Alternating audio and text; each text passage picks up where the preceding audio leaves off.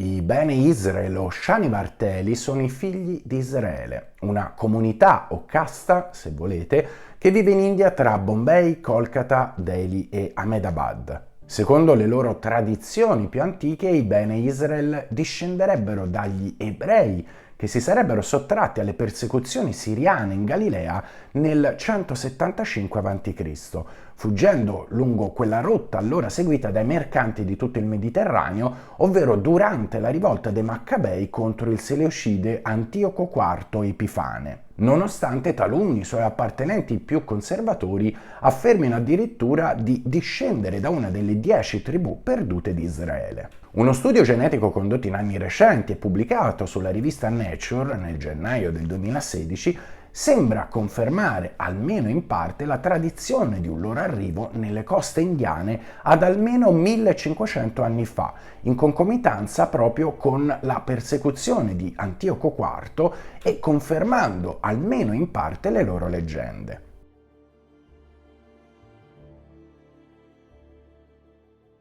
Questo dato collimerebbe inoltre con un'altra tradizione dei Bene Israel, secondo cui i loro antenati sarebbero arrivati sulla costa del Konkan, la costa a sud di Bombay, a seguito di un naufragio e che i 7 uomini e le 7 donne che sarebbero sopravvissuti fossero all'origine dell'attuale popolazione ebraica in India.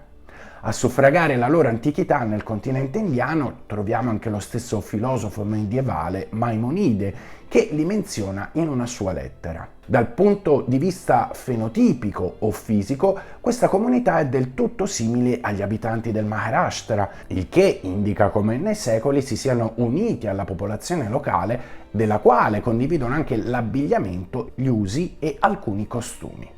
Nel corso di diversi secoli dimenticarono l'ebraico e impararono il Marathi, la lingua locale, indossavano sari, mangiavano cibo indiano e adottarono le usanze e i costumi dei loro vicini, almeno in buona parte. Durante i matrimoni disegnavano simboli con il mehndi e l'ennè sulle loro mani, così come fanno ancora oggi gli induisti e musulmani. Quando una donna era incinta le davano il ladù per migliorare le possibilità che partorisse un figlio maschio, che è una tipica superstizione induista.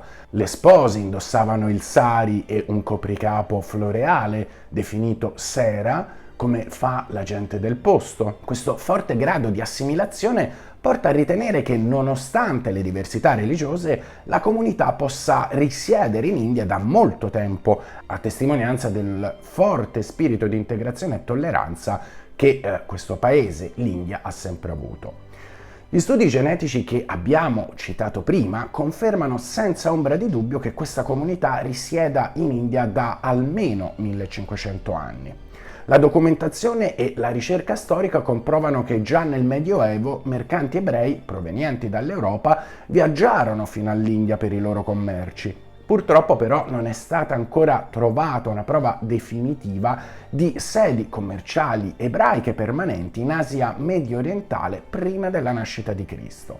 Qualche indizio però può essere ritrovato in un testo del XII secolo di Abraham ibn Daud, in cui viene fatto un sintetico riferimento a una comunità ebraica presente in India da molto tempo, un indizio che purtroppo però restò senza eco nei secoli successivi e che potrebbe predatare la diaspora indotto di alcuni secoli.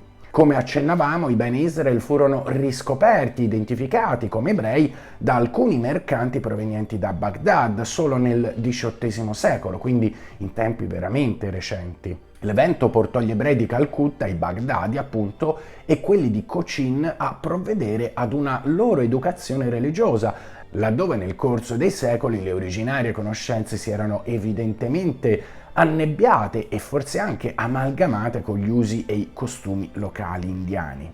In quell'epoca i Bene Israel si occupavano della spremitura dell'olio, detto telis, ma si distinguevano dalle altre caste che svolgevano lo stesso lavoro per il loro nome di Shanivari Telis, dove Shanivar vuol dire appunto sabato, per indicare che essi rispettavano lo Shabbat ebraico. È interessante anche notare come i loro patronimici fossero basati sul nome del villaggio di appartenenza, a cui veniva aggiunto il suffisso car. Per esempio, Penkar vuol dire dal villaggio di Pen. Oltre un centinaio di nomi di villaggi sono stati identificati in relazione alle loro cognomizzazioni, permettendo così agli antropologi e agli studiosi di creare una sorta di ripartizione storico-geografica della diffusione di questa comunità nel continente indiano.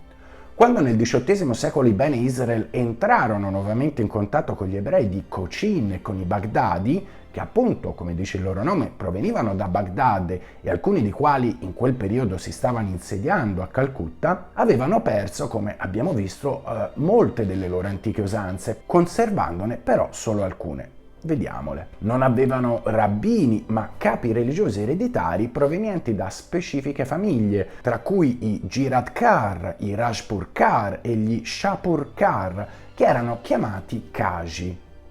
Non possedevano poi alcun testo religioso e avevano dimenticato, come si diceva, l'ebraico. Non utilizzavano il termine ebreo per identificarsi, ma Bene Israel, cioè figli o figlio di Israele. Praticavano lo Shabbat e alcune festività ebraiche. Credevano in un Dio unico, appunto il Dio di Israele. Praticavano la circoncisione dei figli maschi. Avevano alcune regole alimentari che sono di origine ebraica. Laddove nulla nasce dal nulla, se non avessero posseduto realmente dei natali ebraici che affermavano di avere, sarebbe del tutto improponibile pensare che i fondatori di questa comunità nel suo remoto passato avessero voluto adottare degli usi e costumi ebraici, deviando da una loro iniziale e ipotetica confessione religiosa. La presenza invece degli elementi elencati costituisce essa stessa una testimonianza e forse anche una prova delle loro antiche origini ebraiche. Furono inoltre queste stesse pratiche rituali a permettere di identificarli come ebrei. Come nel caso degli ebrei di Cochin, è stato probabilmente proprio il sistema indiano delle caste, che non permette matrimoni misti, a consentirgli di sopravvivere nei secoli come una comunità definita in un ambiente che li avrebbe altrimenti totalmente assimilati. Sempre come gli ebrei di Cochin, anche i Bene Israel erano divisi in due gruppi ben distinti. I Gora o bianchi, che costituivano la maggior parte del gruppo etnico e che si affermava fossero di discendenza pura, e i Kala o Kalu, ovvero scuri, meno numerosi e che si suppone fossero i discendenti da unioni miste e forse anche adulterine. Non si deve ovviamente cadere in errore con l'utilizzo dei termini bianco e scuro, perché dal punto di vista meramente fisico non implicavano alcuna differenza tra queste due tipologie di individui. Le uniche differenze che potevano essere riscontrate, come in qualsiasi altra comunità al mondo, erano riferite allo status sociale, detto superiore o inferiore. Al loro interno veniva inoltre seguita la pratica indiana dei matrimoni endogamici, cioè ognuno si sposava con appartenenti allo stesso livello e mai con quelli dei livelli considerati inferiori. Tuttavia, i componenti di entrambe le sottocaste si consideravano come una grande famiglia, appartenenti tutti alla stessa comunità, prova ne è che condividevano gli stessi luoghi di culto e le stesse tradizioni.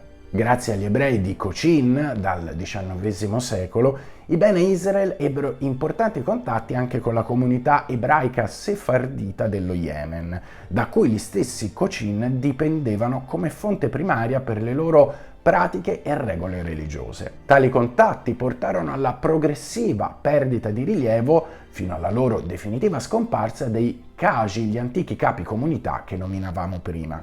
Per molto tempo il potere religioso dei Bene Israel fu esercitato soprattutto dagli ebrei baghdadi di Cochin e dello Yemen, e sotto la loro influenza i Bene Israel optarono per un rito di tipo sefardita, mantenendo però alcune particolarità proprie della loro comunità. Un altro caso davvero molto interessante è la comunità dei Bnei Menashe, letteralmente i figli di Menasse, oggi composta da circa 9-10.000 individui dalle fattezze mongole e appartenenti ad una tribù di lingua tibeto-birmana, i Chinquakiqmiso, dislocata nel Mizoram e nel Manipur, cioè nell'India nord-orientale.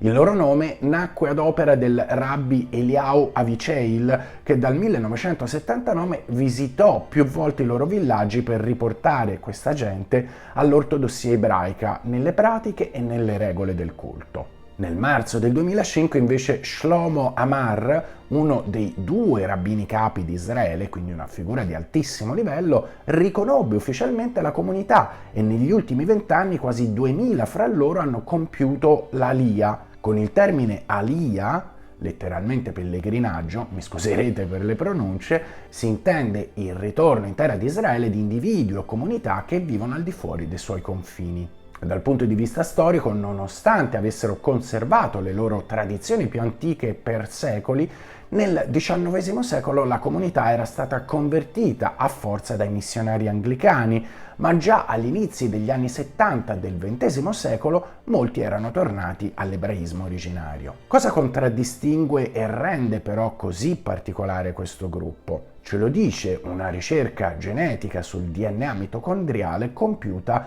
pochi anni fa sulle donne di questo enclave. Nel 2005, infatti, 50 donne furono sottoposte ad una ricerca per accertarne le origini. Alcuni ricercatori del Forensic Science Laboratory di Kolkata, capitanati dal dottor Kashyap, hanno detto di aver trovato prove dirette di una loro origine mediorientale, quindi ebraica, a testimonianza di matrimoni misti avvenuti durante un lunghissimo periodo di tempo. Ma perché confermare la loro origine sarebbe così importante? I Bnei Menashe affermano di essere discendenti della tribù perduta di Menasse, una delle 10 tribù perdute di Israele, che fu esiliata e dispersa in Asia dopo la conquista assira del regno di Israele nel 722 a.C. Se questo dato dovesse dimostrarsi vero, troveremmo ancor prima di quanto ipotizzato fino a questo momento un antichissimo insediamento ebraico in terra indiana. Le loro tradizioni parallelamente tramandate di bocca in bocca per generazioni prima della loro conversione ricordavano una patria lontana da cui erano stati scacciati, di un viaggio interminabile e molto difficile che era culminato nell'attraversamento di un mare di colore rosso. Come mai, ritenendo vera questa leggenda, questa tribù sarebbe però giunta ad un approdo così distante? È possibile ipotizzare che fossero già presenti delle comunità ebraiche in territorio indiano? Al momento non abbiamo risposte a queste domande e risposte definitive dovranno essere sicuramente trovate, come reietti ed emarginati hanno dovuto sopravvivere per secoli alle intolleranze dei portoghesi, dei musulmani, dei britannici, e la loro unica possibilità è stata quella di tramandare oralmente le proprie tradizioni e conoscenze, ma la ricerca delle loro vere origini potrebbe veramente condurre a ridefinire la presenza ebraica nel territorio indiano ad almeno 2700 anni fa, ovvero a riconsiderare in modo del tutto diverso i contatti fra queste 2 realtà, fra questi 2 popoli in tempi così antichi. Un riferimento lo possiamo trovare anche nell'Antico Testamento. Non si scorda infatti come nella Bibbia si è ricordato come re Salomone ricevesse ogni 3 anni da Ofir un carico di oro, argento, legno di sandalo, pietre preziose, avorio, scimmie e pavoni. Secondo molti studiosi questo luogo sarebbe identificabile con la città di Puvar in India, nello stato di Kerala sul mare Arabico. La localizzazione nel Kerala e nel vicino Sri Lanka di miniere ricche di oro, gemme, pietre preziose, avorio, animali esotici, legno pregiato come mogano, ebano, teak e altri, potrebbe comprovare quanto dicevamo prima sull'Antico Testamento e sui carichi che re Salomone riceveva ogni 3 anni. Questo dato è agevolato ulteriormente anche dal fatto che il termine ebraico che indica il pavone è tukki, che è molto simile al corrispettivo in lingua tamil che è Tuk-kai. Curiosamente però Ofir era anche un discendente di Sem, figlio di Noè, nato circa 200 anni prima di Abramo. Ofir e la sua discendenza, secondo la Bibbia, si sarebbero spostati nel corso del tempo fino a raggiungere una destinazione in cui avrebbero fondato le loro città e la loro comunità, che sia la stessa ricordata nella Bibbia e che si sarebbe potuta trovare in India, Ovviamente il condizionale è d'obbligo trattandosi di un'ipotesi, però i dati a nostra disposizione ci stanno permettendo di collegare molti punti e di avere una traccia di studio e di analisi veramente interessante, soprattutto per il futuro. Se fosse così, dovremmo necessariamente ritenere che già in tempi estremamente antichi l'India commerciasse o avesse dei rapporti con il popolo di Israele, e questo dato suffragherebbe ulteriormente le affermazioni dei Bnei Menashe, così come successivamente dei Bene Israel, che parlano di una loro presenza in India fin da tempi estremamente remoti. Altro discorso ben più ampio e complesso, e su cui torneremo nel futuro con dei video, sarebbe la presenza di Gesù in India nei suoi cosiddetti anni perduti, un argomento veramente affascinante e che avremo modo, come vi dicevo, di analizzare. Tirando un po' le fila di quanto abbiamo detto in questo video, sembra ormai un dato di fatto la presenza ebraica nel subcontinente indiano da tempi veramente antichi, almeno 1500 anni se non 2000 anni. Fatto è che ci sono tutta una serie di tradizioni, leggende e elementi che sembrerebbero retrodatare ulteriormente la loro presenza nel continente indiano a tempi ancora più antichi. Ovviamente la ricerca a riguardo è solo all'inizio, è iniziata da poche decine di anni, si è iniziato da pochissimo tempo ad effettuare degli studi genetici sul DNA mitocondriale delle donne di queste comunità, che in parte hanno comprovato una loro origine mediorientale, una loro origine ebraica, e quindi aspettiamo solo che nuovi studiosi, nuovi ricercatori possano portare nuovi contributi, possano permettere l'avanzamento degli studi in questo settore e comprovare così anche come confutare una presenza ebraica nell'antico continente indiano. Se questo dovesse confermarsi, come abbiamo visto in parte attraverso questo video, la storia del nostro passato dovrebbe essere vista e riletta in maniera differente. E vi ricordo che facemmo qualche mese fa un video dove appunto parlavamo di possibili collegamenti sempre tra il mondo indiano e il mondo ebraico, e avevamo chiamato in causa la Shatkona, che è un simbolo antichissimo nell'induismo, utilizzato poi anche nel buddismo,